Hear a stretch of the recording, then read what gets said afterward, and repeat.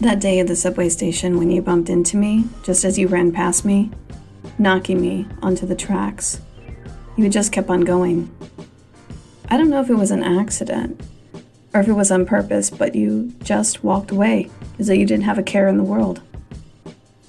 A good Samaritan saved my life just moments before the train came and ran me over.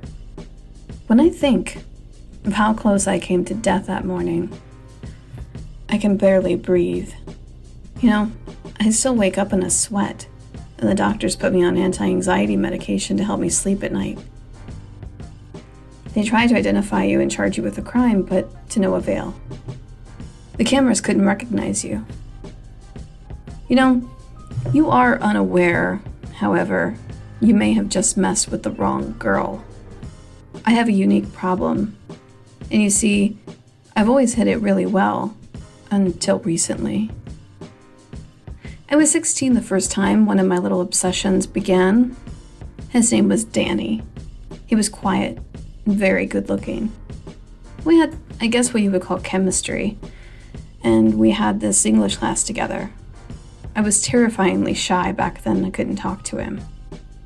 I went home that night and found out he had a profile on Facebook that wasn't private. So I was able to search through all of his photos and learn so much about him. I felt like I knew him just by reading his posts and looking at his check-ins. I found out where he liked to go, and sometimes I would, show up there, pretend I had something to do, or that's why I was there, just hoping to run into him.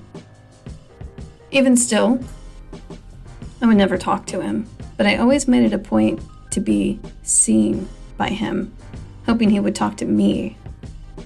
I started sending him little poems and sayings said from a secret admirer.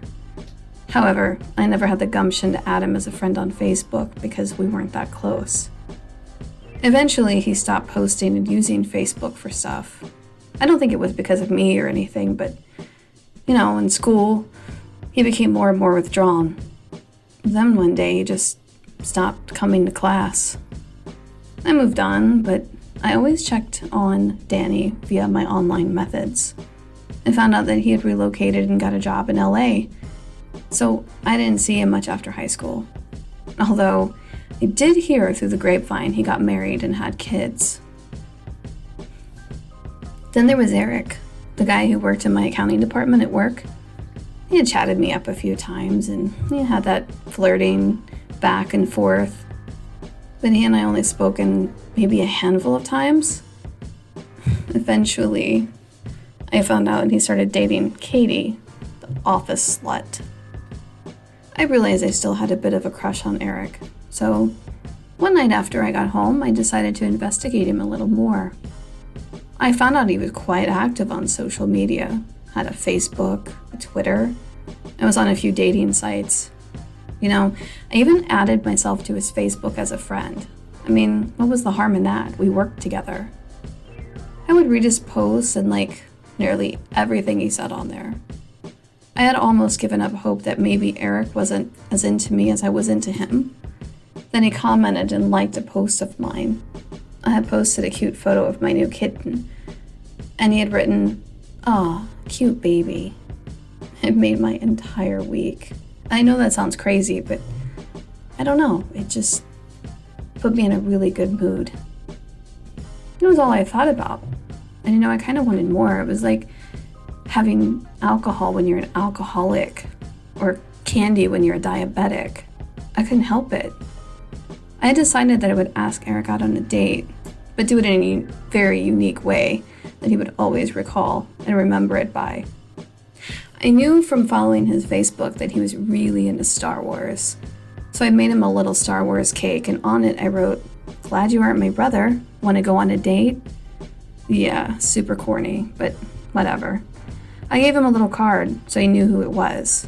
I just knew he would be so excited to get the cake from me. Instead, Katie, the office slut, sent me an email. And it read, "Dear Ava, Eric is not interested in eating your cake. Please refrain from contacting him in the future at work or online. He and I are dating, and things have gotten really serious between us. In fact, we became engaged a few weeks ago.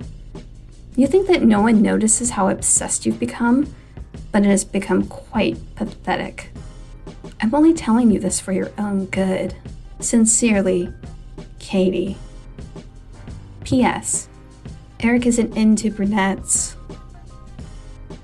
You know, that day I sat at my desk wholly crushed.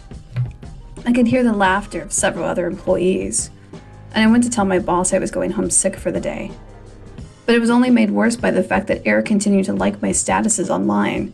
If he was so serious with Katie, aka the office slut, then why did he still act interested? It was announced a few weeks later at work that they were, in fact, engaged. Ugh. Eric was still liking and leaving comments on my Facebook status. I shared, I was bummed recently, and he put a sad face emoji as a comment. This new development only made me angry at the fact that he kept acting like he loved Katie publicly, but I just knew he had feelings for me. I stalked every online site he frequented. I even went to a local bookstore and some kind of website to find out if they had a wedding registry. Yeah, I know it sounds crazy, but it's just things that, I just had to know. Sure enough, they did. They had a wedding registry, and I scrolled through it like a mad woman trying to find something incriminating. I don't even know what I expected to see, quite honestly.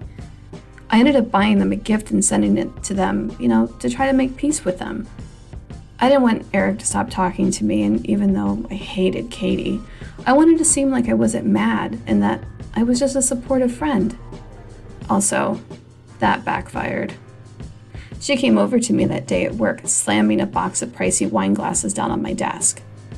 "What do you think you're doing?" "What do you mean?" I asked her. "Gifts.